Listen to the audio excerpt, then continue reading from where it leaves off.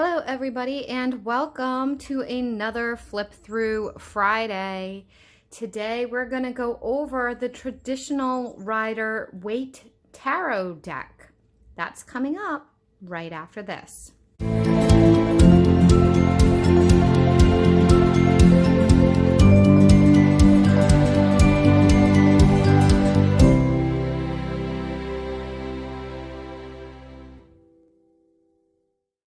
Welcome back everybody. My name is Mel and I'm the owner, the operator, and creator here at Mel's Divination.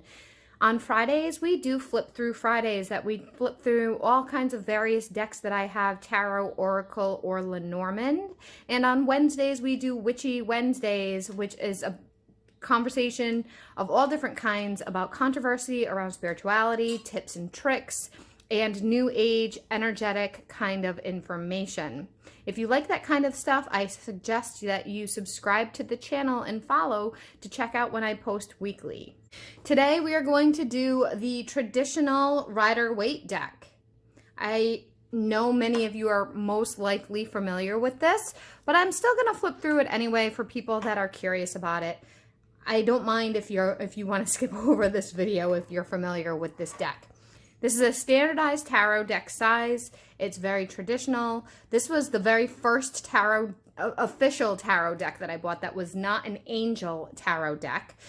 I've used it for many years, but it's not my go-to because it's big. I have a mini one that's about this size that I use instead because my hands are small. Today I have my windows open, so you may hear some birds tweeting outside and maybe even possibly a car drive by.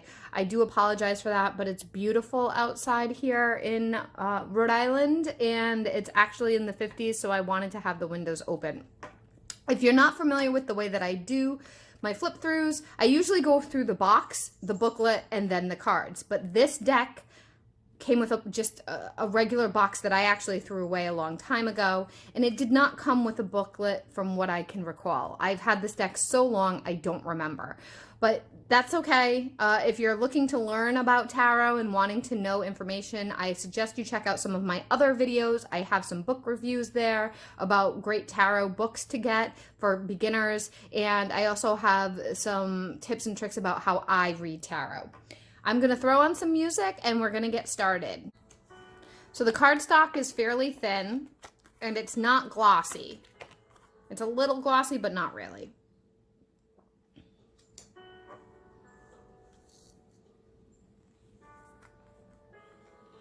I did organize this through suits because I wanted to make sure I had all my cards because sometimes I drop them.